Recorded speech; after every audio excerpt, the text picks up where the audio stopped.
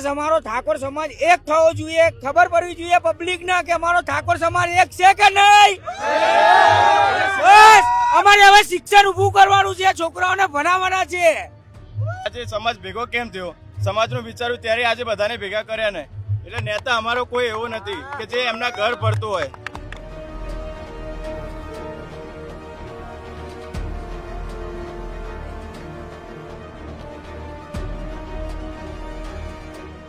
અલ્પેશભાઈ તું આગે ભરો. ક્ષત્રિય ઠાકોર સેનાને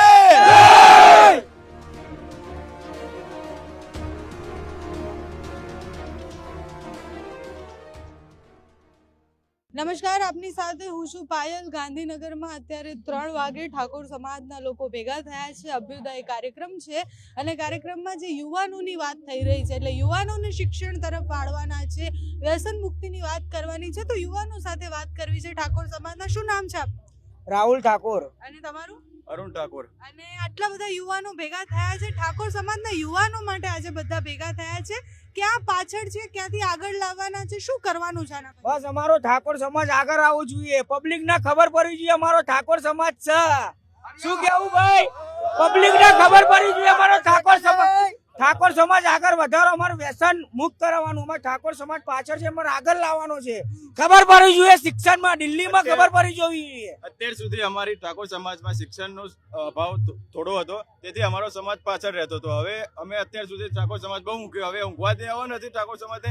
હવે અમે શિક્ષણનો એક સ્કૂલ બનાવવા જઈ રહ્યા છીએ, જેથી કરી અમારી આવનારી પેઢી શિક્ષણનો તેનો મતલબ શિક્ષણમાં વધારે આગળ વધે. અને આજે રાત્રે 3 વાગે રામકથા મેદાનમાં સેક્ટર 11માં અમારો ઠાકોર ગુજરાત ક્ષત્રિય ઠાકોર સેનાના માનનીય શ્રી અલ્પેશજી ઠાકોર દ્વારા આ કાર્યક્રમ યોજાયો છે. અને સવારે 6 વાગતા અમે અડાલજ ખાતે ઠાકોર સમાજની શિક્ષણ સંકુલનો ખાતમુહૂર્ત કરશું. તો આટલા બધા યુવાનો ભેગા થયા, ઉત્સાહ છે બધામાં બહુ વધારે. આટલા બધા યુવાનો ભેગા થયા. તમે એવું કીધું કે યુવાનો થોડાક પાછળ રહ્યા હતા. સમાજની કઈ કઈ બદીઓ હતી જે તમને એવું લાગે છે જે હવે દૂર થશે આટલા બધા ભેગા થયા છે? પહેલા તો અમારા સમાજમાં શિક્ષણ ઓછું હતું, એક વ્યસન હતી, વ્યસનો જેથી કરીને અમે વ્યસનો મુક્ત કરી દીધો છે. 90% પબ્લિક ઠાકોર સમાજની જે બધા વ્યસન છોડી દીધો છે અને હવે એજ્યુકેશન તરફ આગળ વધી રહ્યા છીએ. આટલું મોડું કેમ થઈ ગયું તો આ સેનાને ઊભું થતા? બસ અમારો ઠાકોર સમાજ એક થવો જોઈએ, ખબર પડવી જોઈએ પબ્લિક ના કે અમારો ઠાકોર સમાજ એક છે કે નહીં. બસ અમારે હવે શિક્ષણ ઊભું કરવાનું છે, છોકરાઓને ભણાવવાના છે.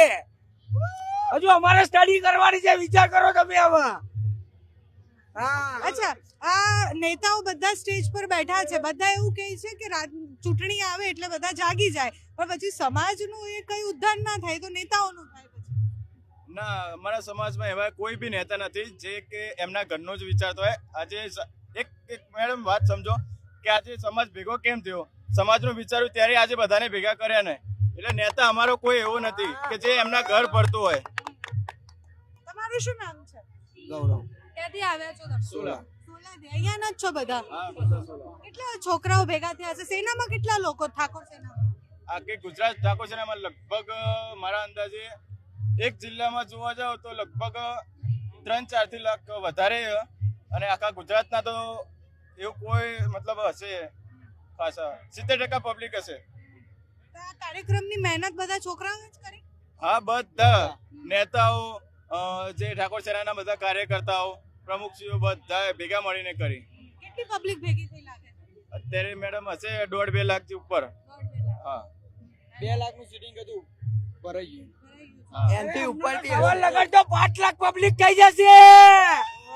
5 લાખ પબ્લિક થશે, 5 લાખ. તમે વિચાર કરો, અમારો ઠાકોર હજુ હવે એક થઈ ગયો. હવે કોઈ ચિંતા કરવાની જરૂર નહીં, શિક્ષણમાં આગળ વધારો.